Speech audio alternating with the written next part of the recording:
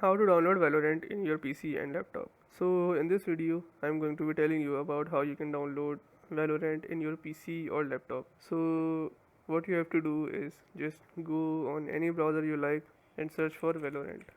Click on this first site and click on play for free, and then you have to click for PC.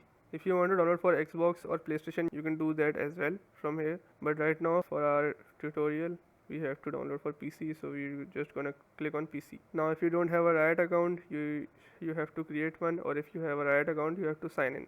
Once you sign in or create account, your launcher would be installed, and then you have to open Riot client.